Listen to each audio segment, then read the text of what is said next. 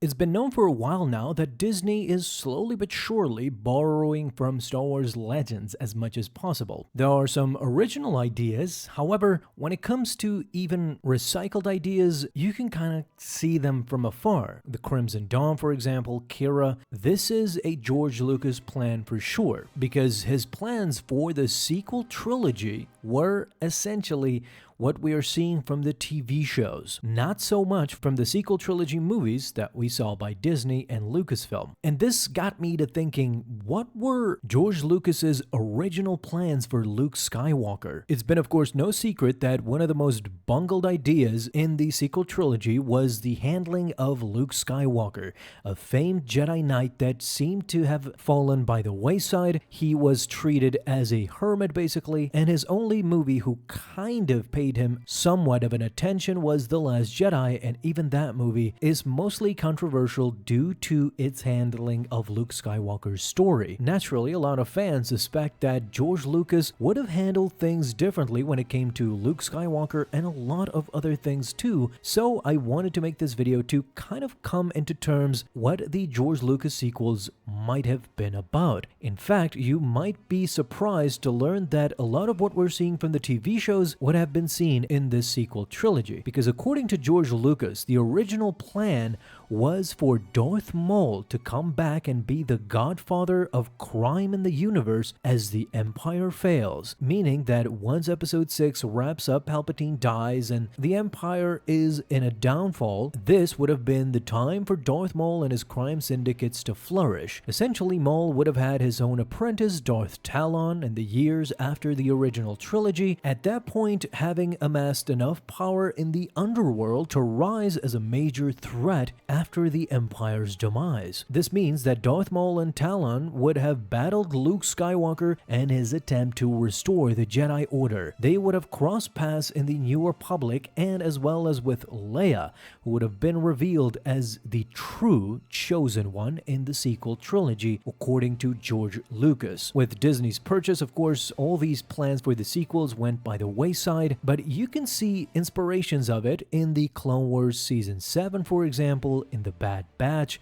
The crime syndicates are all over the place, even in the comics and in Solo: A Star Wars Story. It wasn't Darth Talon who was the apprentice of Darth Maul during the Imperial era, but in fact it was Kira who was secretly working for Darth Maul, so she essentially replaced the role of that apprentice. The comics showcase now Crimson Dawn being a fierce opponent of Palpatine's Empire. Then we have the Shadow of the Empire material that would have definitely been shown in George Lucas's sequel plans. I mean, it was all over the place and they had a lot of material to work with. It's kind of a mystery even to this day as to why Disney chose to scrap everything and start afresh, anew. I understand that there were some wonky ideas in there, such as the Yuuzhan Vong, for example, might have been hard to sell. In the comics, it might be a good idea in the novels, but not maybe in live action. That might have scared them. Also, characters like Starkiller were definitely too OP,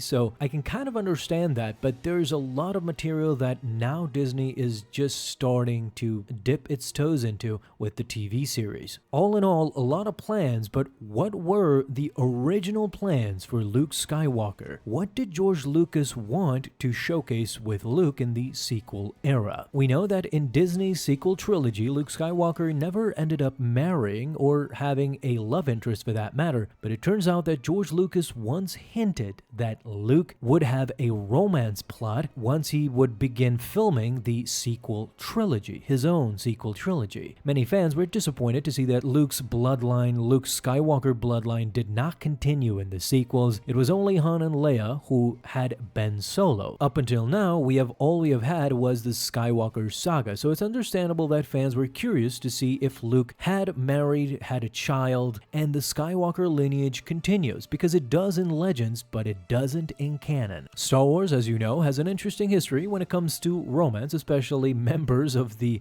Skywalker family. In fact, the original trilogy, if you guys remember, before it was revealed that Luke and Leia were related. Luke, Leia, and Han had some sort of a love triangle between them. This perhaps worked out for the best because wives of Skywalkers do not have such a great ending as we see with Padme. However, we have an interview by George Lucas in 1988 where he clearly hints that Luke Skywalker would have some kind of a romance in the sequel trilogy written by him. In The Secret History of Star Wars by Michael Kaminsky, there lies an excerpt from the interview The Starlog, issue number 127. In that, George Lucas was asked a lot of potential details of his sequel trilogy. When asked, why didn't you give Luke a girl, Luke responded by saying, you haven't seen the last 3 yet. While his answer was kept intentionally vague, I mean, it does suggest that George at one point did plan to give Luke in the sequel trilogy, in the quote-unquote last 3, some sort of a romance and eventually some sort of a lineage, children.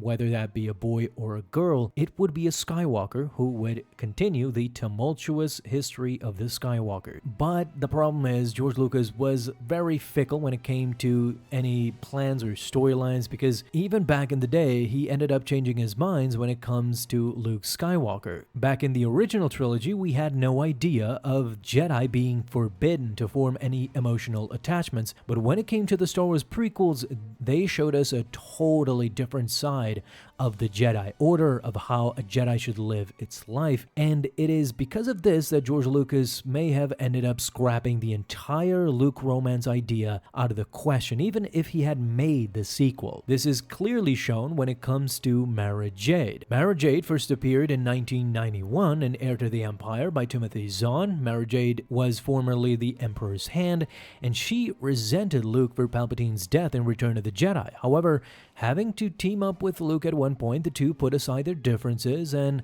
she eventually became the student of Luke Skywalker. They fell in love, they got married, and had a son named Ben Skywalker. This is where Ben Solo's name kind of originates. It's inspired by Ben Skywalker, Luke's son. But it's important to understand that George Lucas eventually decided against Luke Skywalker getting married after Return of the Jedi. There's even a skit in Robot Chicken where he is angry that one of the employees mentions Mara Jade and that she was married to Luke, so it's kind of tongue-in-cheek, but eventually we see that George might have had kind of the same ideas when it came to Luke Skywalker. Maybe not being a lonely hermit, not wanting to talk to anybody, but definitely not married and having children. So what do you guys think? If George Lucas had made the sequels, would he have succumbed to the pressure and give Luke and Mara Jade a chance, or do you not see it happening ever? Thank you guys so much for watching this video, and if you enjoyed, leave a thumbs up down below, subscribe for dailies. Now you have an awesome day, Star Wars fans. I'll see you in the next video, and may the Force be with you. Until then.